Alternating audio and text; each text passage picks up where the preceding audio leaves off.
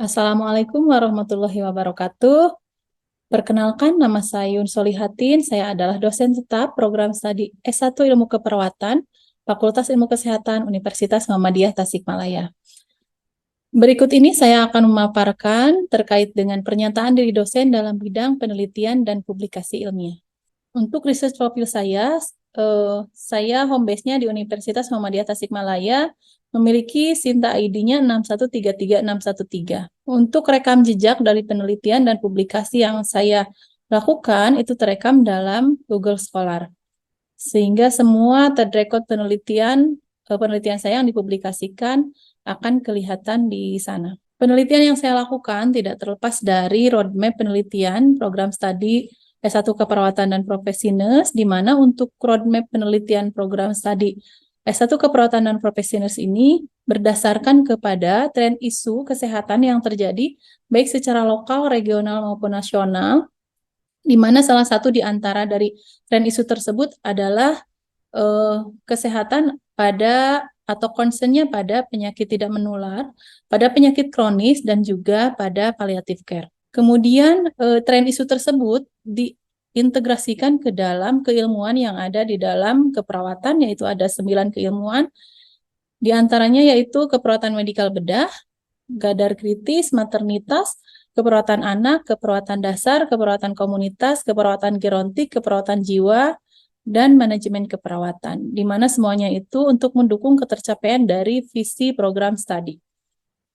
Roadmap yang saya buat untuk penelitian saya itu mengacu kepada roadmap prodi keperawatan, yaitu dalam keilmuan keperawatan medikal bedah. Untuk selanjutnya, roadmap penelitian saya ini dari tahun akademik 2019-2020 sampai dengan 2023-2024. Pada tahun 2019-2020, saya telah melakukan penelitian yang sesuai dengan roadmap, yaitu hubungan antara adekuasi hemodialisis dengan kualitas hidup pasien hemodialisis di instalasi hemodialisa Rumah Sakit Jasa Kartini Tasikmalaya. Kemudian depresi dan kualitas hidup pada pasien gagal ginjal kronis yang menjalani hemodialisa di RSUD Dr. Soekarjo Kota Tasikmalaya. Kemudian pada tahun akademik 2020-2021, saya melakukan penelitian tentang pengaruh pendidikan kesehatan terhadap tingkat pengetahuan step manajemen pada pasien CKD di ruang hemodialisa RSUD SMC Tasikmalaya. Kemudian penelitian tentang pengaruh spiritual emotional freedom teknik atau SEP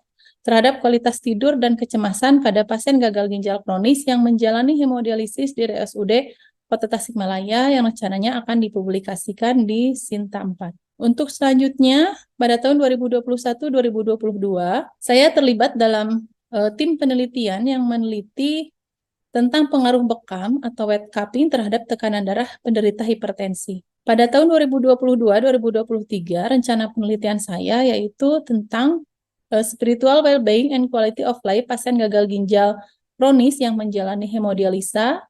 Kemudian untuk tahun 2023-2024, yaitu akan meneliti tentang pengalaman hidup pasien gagal ginjal yang menjalani CAPD di Tasikmalaya. Ini penelitian yang telah saya lakukan sesuai dengan roadmap yang telah saya jelaskan sebelumnya, bahwa penelitian-penelitian yang telah saya lakukan dari tahun 2019-2020, yaitu pertama hubungan antara adekuasi hemodialisis dengan kualitas hidup pasien hemodialisa di instalasi hemodialisa Rumah Sakit Jasa Kartini Tasikmalaya. Kemudian penelitian lainnya yaitu depresi dan kualitas hidup pada pasien gagal ginjal kronis yang menjalani hemodialisa di RSUD Dr. Soekarjo Kota Tasikmalaya. Untuk selanjutnya, pada tahun 2020-2021, saya meneliti tentang pengaruh pendidikan kesehatan terhadap tingkat pengetahuan step manajemen pasien CKD di ruang hemodialisa RSUD SMC Tasikmalaya. Kemudian pengaruh spiritual emotional freedom teknik atau SEP terhadap kualitas tidur dan kecemasan pada pasien gagal ginjal kronis yang menjalani hemodialisis di RSUD Kota Tasikmalaya. Pada tahun 2021-2022, saya meneliti tentang pengaruh bekam atau wet cupping terhadap tekanan darah pada pasien hipertensi. Ini rencana penelitian saya untuk selanjutnya pada tahun 2023, yaitu tentang spiritual well-being dan quality of life pasien gagal ginjal kronis yang menjalani hemodialisa Kemudian karena pada pasien gagal ginjal kronis juga untuk proses dialisis bukan hanya hemodialisa tetapi juga peritoneal dialisis, maka pada tahun 2024 saya berencana untuk meneliti tentang pengalaman hidup pasien gagal ginjal yang menjalani terapi CAPD di Tasikmalaya.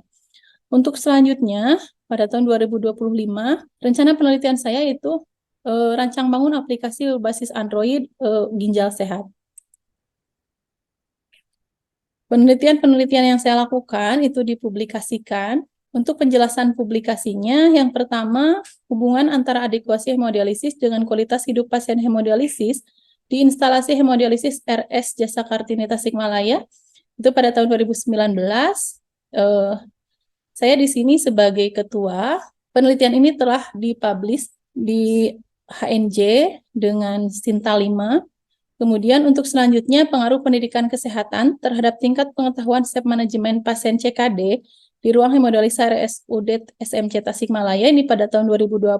Pada penelitian ini saya berperan juga sebagai ketua peneliti, di mana penelitian ini juga telah dipublish di Jurnal Mitra Kencana Keperawatan dan Kebidanan. Kemudian yang selanjutnya, Nursing Care Documentation Analysis based on Standard Nursing Care Evaluation Instrument. Ini penelitian yang berfokus kepada proses asuhan keperawatan. Itu pada tahun 2023, saya di sini sebagai anggota peneliti. Penelitian ini juga telah terbit atau telah publish di Healthcare Nursing Journal. Kemudian selanjutnya ada penerapan Justoma terhadap penurunan tekanan darah pada pasien hipertensi. Di sini saya berperan sebagai anggota peneliti, di mana penelitian ini telah publish juga di Proceeding Vices Umtas. Ini Sinta 5. Untuk selanjutnya adalah literatur review, gambaran karakteristik pruritus uremik pada pasien gagal ginjal kronik yang menjalani hemodialisa. Ini dilakukan pada tahun 2021. Di sini juga saya sebagai anggota, di mana penelitian ini juga telah publish di jurnal Mitra Kencana Keperawatan dan Kebidanan. Untuk selanjutnya penerapan terapi madu terhadap ulkus diabetik, ini berupa literatur review pada tahun 2022. Ini saya sebagai anggota, ini juga telah publish di Proceeding. Kemudian penerapan jus semangka untuk menurunkan tekanan darah pada pasien hipertensi di Kampung Taman Sari, RT 1 RW 7 Kelurahan Mandalahayu tahun 2022. Di sini saya sebagai anggota peneliti. Penelitian ini juga telah publish juga di Proceeding Vices Umtas. Kemudian selanjutnya, Management of Dysmenorphan with Exercise Stretch Pain in SMAN Kota Tasikmalaya. Pada tahun 2021 saya sebagai anggota, di mana penelitian ini telah publish juga di Journal of Nursing Care. Kemudian selanjutnya penerapan posisi head up 30 derajat terhadap nilai saturasi oksigen pada pasien stroke. Ini pada tahun 2021.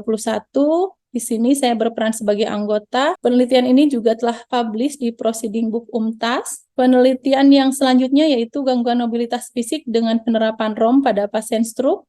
Itu juga pada tahun 2021, saya sebagai anggota juga telah terbit di Proceeding Book Umtas. Yang terakhir adalah pengaruh bekam atau wet cupping terhadap tekanan darah penderita hipertensi. Ini juga telah dipublish di Proceeding Book Umtas. Berikut bukti-bukti publish artikel penelitian yang telah saya lakukan. Yang pertama ini hubungan antara adekuasi hemodialisis dengan kualitas hidup pasien hemodialisa di instalasi hemodialisis RS Jasa Kartini Tasikmalaya. Ini saya sebagai anggota sebagai ketua peneliti, di mana anggotanya ada Aida Sri Rahmatwati dan Susilawati. Ini telah dipublish di Healthcare Nursing Journal.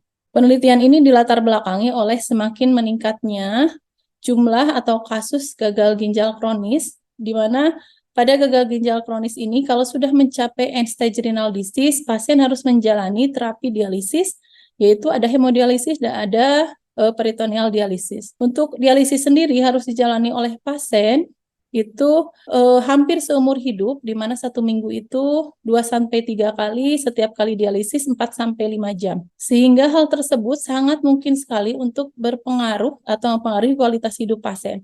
Sehingga untuk itu perlu untuk dicari faktor-faktor apa saja yang bisa berhubungan dengan kualitas hidup tersebut. Di antara faktor tersebut adalah adekuasi hemodialisis yang menggambarkan keefektifan dari proses hemodialisa dilihat dari pengeluaran uriumnya, di mana hasil penelitian menunjukkan terdapat hubungan antara adekuasi hemodialisis dengan kualitas hidup pasien hemodialisa.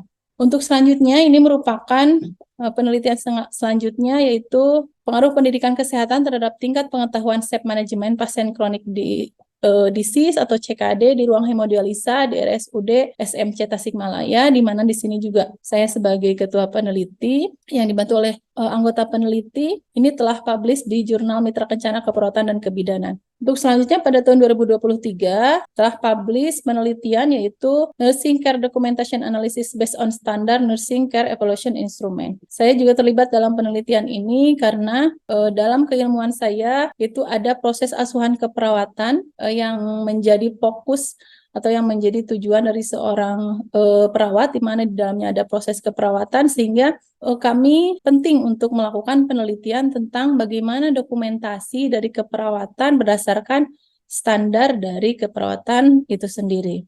Kemudian yang selanjutnya ini bukti dari publikasi, yaitu di Proceeding, di mana di sini Proceeding volume 4 nomor 2B edisi Proceeding webinar nasional dan diseminasi hasil penelitian peran komplementer dan entrepreneur di masa pandemi COVID-19.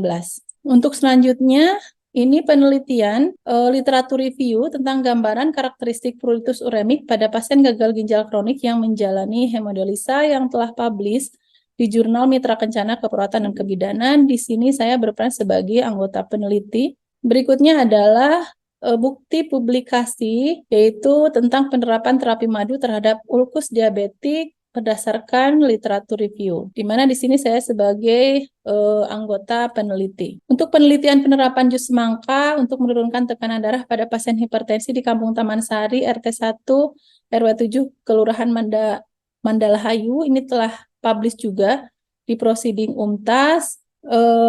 Ini saya juga berperan sebagai anggota peneliti di sini. Nah, untuk selanjutnya, saya terlibat juga dalam tim penelitian tentang manajemen of dysmenorphan with exercise stretch pain in SMAN Kota Tasikmalaya. Ini saya sebagai anggota peneliti, di mana penelitian ini publish di Jurnal Nursing Care dengan jurnal terakreditasi Sinta 4. Untuk selanjutnya, untuk publikasi hasil penelitian lain yang juga telah publish di Proceeding Book, yaitu tentang penerapan posisi head up 30 derajat terhadap nilai saturasi oksigen pada pasien stroke. Berikut bukti publish-nya. Untuk selanjutnya yaitu bukti publish, ini juga sama di Proceeding Book UMTAS, yaitu tentang gangguan mobilitas fisik dengan penerapan ROM pada pasien stroke. Di mana di sini juga saya berperan sebagai anggota peneliti. Kemudian pengaruh bekam atau weight cupping terhadap tekanan darah pada pasien hipertensi, ini juga telah publish di Proceeding Book. Berikut tadi bukti-bukti publikasi saya. Untuk selanjutnya, untuk kategori publikasi, untuk yang di Sinta 4, ada satu artikel yang terbit di Journal of Nursing Care. Kemudian untuk yang di Sinta 5 ada 5, yaitu Healthcare Nursing Journal, ada 2 artikel. Selanjutnya untuk penelitian yang publish di Jurnal Nasional Tidak Terakreditasi, ada 3 artikel, yang kemudian untuk selebihnya itu telah publish di Proceeding. Untuk penelitian fenomenal saya menentukan yaitu hubungan antara adekuasi hemodialisis dengan kualitas hidup pasien hemodialisa di instalasi hemodialisa Rumah Sakit Jasa Kartini Tasikmalaya. Makna penelitian yang saya lakukan ini berdasarkan dari latar belakang bahwa penyakit gagal ginjal kronis ini semakin bertambah dari tahun ke tahun. Jadi pasien gagal ginjal kronis harus menjalani dialisis atau hemodialisis paling banyaknya hampir sepanjang sisa hidupnya. Oleh karena itu sangat mungkin sekali untuk berpengaruh terhadap kualitas hidupnya.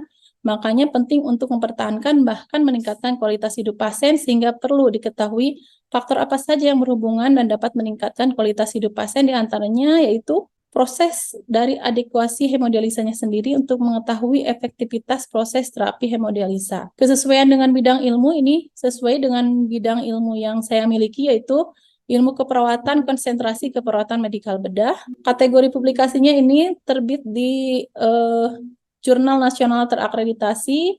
Keberlanjutannya, penelitian ini dapat dikembangkan dengan penelitian lanjutan terkait dengan intervensi yang dapat meningkatkan kualitas hidup pasien, seperti contohnya spiritual emotional freedom technique. Baik, mungkin Itu yang dapat saya jelaskan atau paparkan terkait dengan pernyataan diri dosen saya dalam bidang penelitian dan publikasi ilmiah. Mohon maaf atas segala kekurangan. Assalamualaikum warahmatullahi wabarakatuh.